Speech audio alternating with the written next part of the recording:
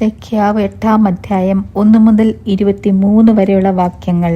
സൈന്യങ്ങളുടെ യഹോവയുടെ അരുളപ്പാട് എനിക്കുണ്ടായതെന്തെന്നാൽ, സൈന്യങ്ങളുടെ യഹോവ ഇപ്രകാരം അരുളിച്ചെയ്യുന്നു, ഞാൻ മഹാതീക്ഷ്ണതയോടെ സിയോനു വേണ്ടി എരിയുന്നു, ഞാൻ അതിനു വേണ്ടി മഹാക്രോധത്തോടെ എരിയുന്നു.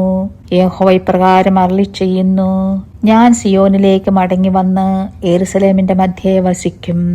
യെരൂശലേമിന് സത്യനഗരമെന്നും സൈന്യങ്ങളുടെ യഹോവയുടെ പർവ്വതത്തിന് വിശുദ്ധ പർവ്വതമെന്നും പേർ പറയും. സൈന്യങ്ങളുടെ യഹോവ ഇപ്രകാരം അരുളിച്ചെയ്യുന്നു, ഇനിയും യെരൂശലേമിന്റെ വീഥികളിൽ വൃത്തന്മാരും വൃത്തമാരും ഇരിക്കും. വാർദ്ധക്യ നിമിത്തം ഓരോരുത്തൻ കയ്യിൽ വടി പിടിക്കും. നഗരത്തിന്റെ വീഥികളിൽ ആൺകുട്ടികളെയും പെൺകുട്ടികളെയും കൊണ്ട് നിറഞ്ഞിരിക്കും. അവർ അതിന്റെ വീഥികളിൽ കളിച്ചുകൊണ്ടിരിക്കും. സൈന്യങ്ങളുടെ യഹോവ ഇപ്രകാരം അരുളിച്ചെയ്യുന്നു, അത് ഈ കാലത്തിൽ ഈ ജനത്തിന്റെ ശേഷിപ്പുള്ളവർക്ക് അതിശയമായി തോന്നുന്നു എങ്കിൽ എനിക്കും അതിശയമായി തോന്നുമോ എന്ന് സൈന്യങ്ങളുടെ യഹോവയുടെ അരുളപ്പാട്. സൈന്യങ്ങളുടെ യഹോവ ഇപ്രകാരം അരുളിച്ചെയ്യുന്നു, ഞാൻ എന്റെ ജനത്തെ ഉദയദേശത്തു നിന്നും അസ്തമയദേശത്തു നിന്നും രക്ഷിക്കും. ഞാൻ അവരെ കൊണ്ടുവരും. അവർ യെരൂശലേമിൽ പാർക്കും. സത്യത്തിലും നീതിയിലും അവർ എനിക്ക് ജനമായും ഞാൻ അവർക്ക് ദൈവമായും ഇരിക്കും.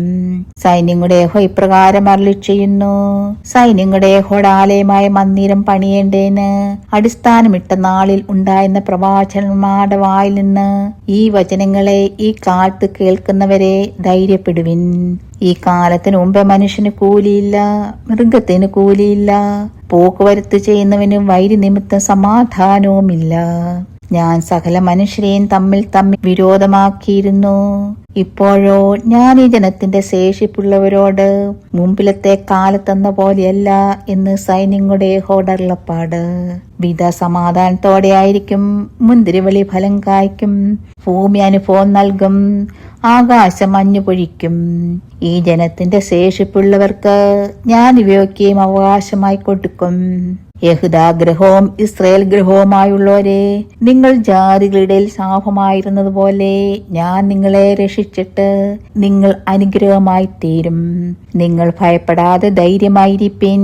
സൈന്യങ്ങളുടെ യഹോവ ഇപ്രകാരം അരുളിച്ചെയ്യുന്നു, നിങ്ങളുടെ പിതാക്കന്മാർ എന്നെ കോപിപ്പിച്ചപ്പോൾ ഞാൻ നിങ്ങൾക്ക് തിന്മ വരുത്തുവാൻ വിചാരിക്കുകയും അനുതപിക്കാതിരിക്കുകയും ചെയ്തതുപോലെ ഞാൻ ഈ കാലത്ത് യെരൂശലേമിനും യഹൂദാ ഗൃഹത്തിനും വീണ്ടും നന്മ വരുത്തുവാൻ വിചാരിക്കുന്നു.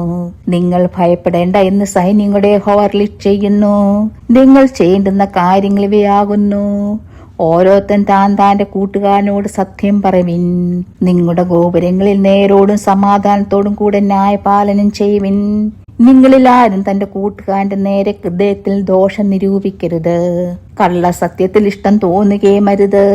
ഇതെല്ലാം ഞാൻ വെറുക്കുന്നുവല്ലോ എന്ന് യഹോവയുടെ അരുളപ്പാട്.